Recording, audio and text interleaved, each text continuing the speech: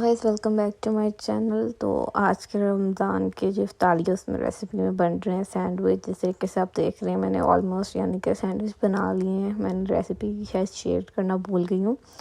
तो अब मैं इसे यानी कि टोस्टर के अंदर डाल रही हूँ। इसको ऊपर से ऑयल से यानी कि ग्रीस करके अच्छे तरीके से।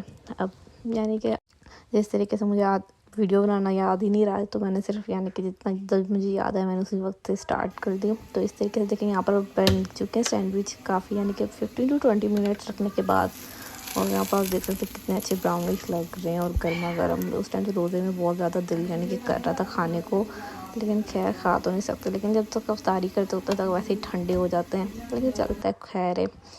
यहाँ पर फिर आए थे अंडे। यहाँ पर हमने मंगवाए थे अंडे पैकेजिंग वाले। वैसे तो हम लोग ग्लोइंग खुले जो मंगवाते हैं वही हमें यानी कहते हैं ये हमसे इतनी अमीरों वाली पैकेजिंग चौन से लेनी हो जाते। तो बाई चांस हमारे घर आ गए थे पैकेजिंग वाले अंडे, जिसकी यानी कि पैकेजिंग की भी कीमत लेकर डबल प्राइस में हमें दिए जाते हैं।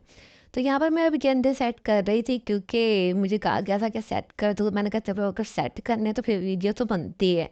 तो फिर मैंने साथ में सोचा कि वीडियो बना ही लेती हूँ। वीडियो में कुछ था तो नहीं क्योंकि रेसिपी तो ऐसे ही मैं डालना भूल गई थी। तो फिर मैं कहती हूँ थोड़े बहुत काम कर रही हूँ, वही डाल के वीडियो को खींच लिए। तो यहाँ पर मैंने अंडे सेट करने के बाद एक तरफ साइड पे देख सकते हैं कितने अच्छे लग रहे हैं। पहले खाली हो गए थे, अब भर गए हैं। लेकिन हमने अपना देसी जुगाड़ ही रखा है, हम लोग डब्बे शब्बों में नहीं रखते, हमसे काम ये नहीं होते।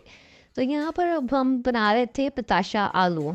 ये रेसिपी हमें बाई चांस मिल गई कहीं से, बस ना ही पूछे कहाँ से हमें मिली है।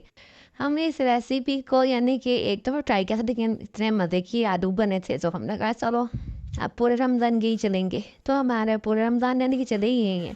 इसमें क्या होता है कि पतले से आलू को यानी कि काट के ना उसके अंदर बेसन और थोड़े से नमक मिर्च और मसाले मसूरे डाल के पतले से यानी कि लेयर होनी चाहिए आलूओं की। उसको बेसन के मतलब मिक्सचर के अंदर मिक्स करके ना फिर उसको अच्छे तरीके से जैसे हम करते हैं डिप वगैरह कोटिंग करके फिर उसमें फ्राई में यानी कि कढ़ाई में फ्राई करके यानी कि करें पकाएं, इस तरीके से हम पकाते हैं। तो ये इतने क्रिस्पी और क्रंची बनते हैं ना कि खाने में बहुत मज़ा आता है। ना इतने स्पाइसी होते हैं ना इतने फीके होते हैं, यानी कि टेस्ट से बहुत अच्छे होते हैं।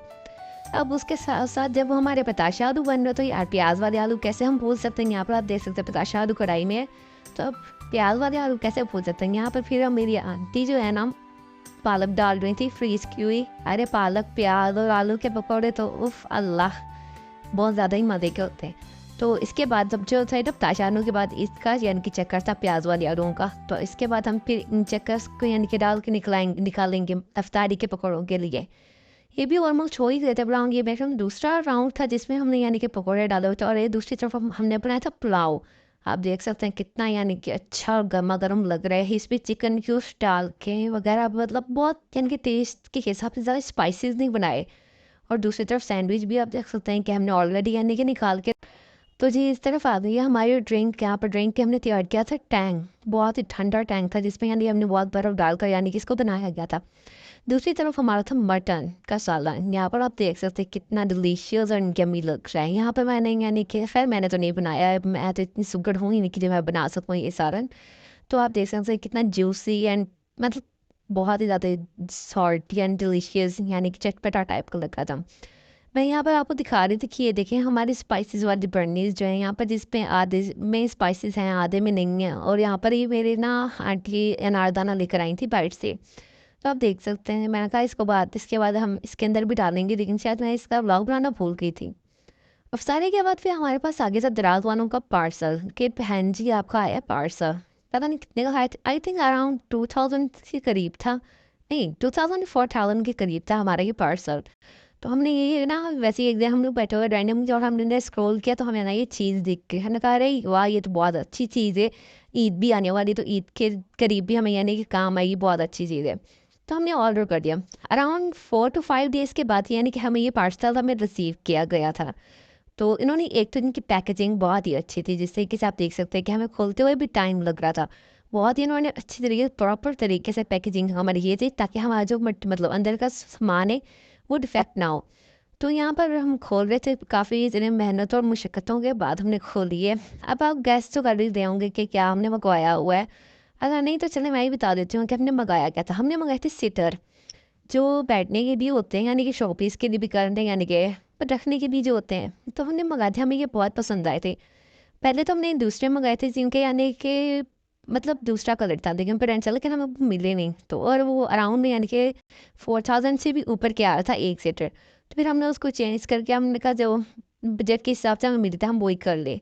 और गाइस हमारे पीछे जो गद्दार है उसको तो इग्नोर कीजिएगा, क्योंकि हमने पता नहीं था, हमने बस बनाई थी वीडियो जैसी हमारी बन रही थी।